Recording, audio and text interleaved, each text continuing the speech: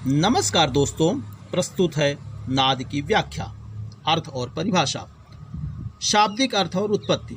नाद शब्द न और दा इन दो अक्षरों से मिलकर बना है। न से नकार और द से दकार होता है। नकार का अर्थ है प्राण या वायु और दकार का अर्थ है अग्नि या शक्ति। दामोदर पंडित द्वारा रचित ग्रंथ संगीत दर्पण में नाद के संबंध में निम्न उल्लेख प्राप्त होता है।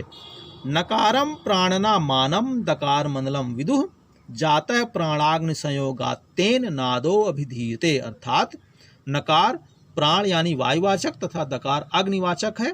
अतः वायु तथा अग्नि के संयोग यानी मिलन से नाद की उत्पत्ति होती है।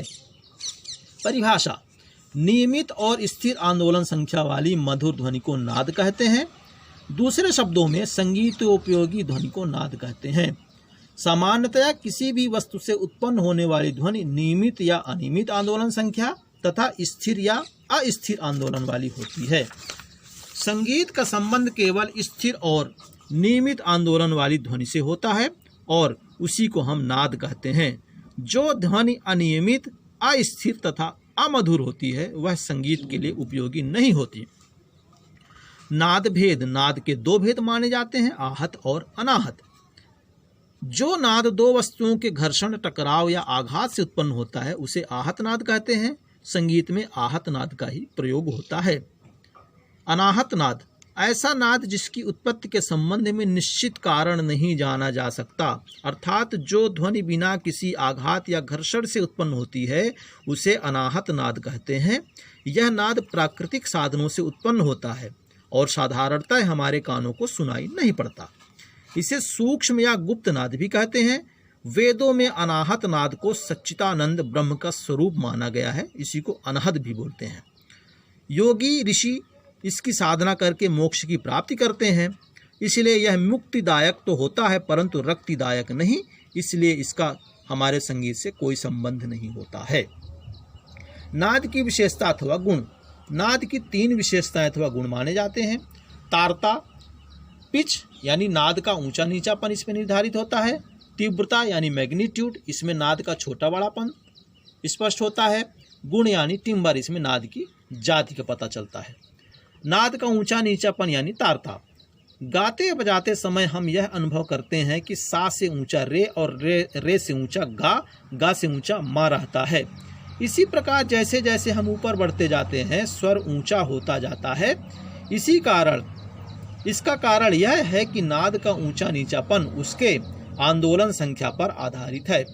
प्रति सेकंड अधिक आंदोलन संख्या होने से नाद ऊंचा होता है और कम होने से नाद नीचा होता है। इसी आधार पर सारे गामा पाधा नीसा में नाद क्रम से ऊंचा होता चला जाता है और सानी धापा मागा रेसा में क्रम से नीचा।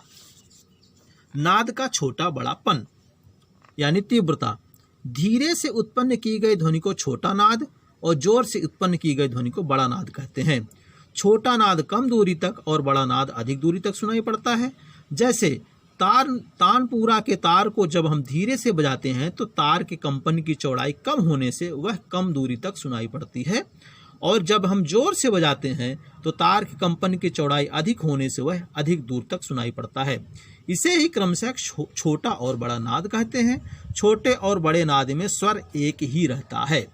नाद की जाति अथवा गुण यानी टिम्बर। प्रत्येक नाद की अपनी पृथक जाति, गुण या विशेषता होती है। नाद का यह गुण बहुत ही महत्वपूर्ण है। नाद के इस गुण से हम यह मालूम कर लेते हैं कि जो नाद उत्पन्न हो रहा है वह किस वस्तु अथवा वाद्य का है। ऐसा इसलिए होता है कि कोई भी नाद अकेला उत्पन्न नहीं होता, उसके साथ साथ कुछ अन्य नाद भी उत्पन्न होते हैं। इन नादों को सहायक नाद कहते हैं। सहायक नादों की संख्या तथा उनकी जोरदारी प्रत्येक वस्तु, वाद्य या कंठ में भिन्न भिन्न होती है, जिसके कारण हम आसानी से समझ जाते हैं कि यह ध्वनि या आवाज़ सितार की है, गिटार की है, तबला की है या अमुक व्यक्ति के कंठ की। अब इसका एक ध्वनि का एक रेखा चित्र यहाँ पर बनाया गया है, डायग्राम जिसे कहते हैं टेबल। ध्वनि दो प्रकार की, कोलाहल या कर्कश और दूसरी मधुर ध्वनि। कोलाहल या कर्कश का प्रयोग संगीत में नहीं किया जाता और मधुर ध्वनि संगीत के लिए उपयोगी होती है। मधुर ध्वनि में भी दो प्रकार की ध्वनि, अनाहत नाद और आहत नाद। फिर इसके बाद नाद के तीन गुण। नाद का छोटा बड़ापन यानी तीव्रता, नाद का ऊंचा नीचापन यानी तारता, नाद की जाति यानी गुण। हमारे यह प्रयास आपको कैसा लगा कमेंट्स करके ज़रूर बताएं और इस पर कुछ सुझाव भी दें। हमारे चैनल को सब्सक्राइब भी कर लें, लाइक भी करें, शेयर भी करें। धन्यवाद।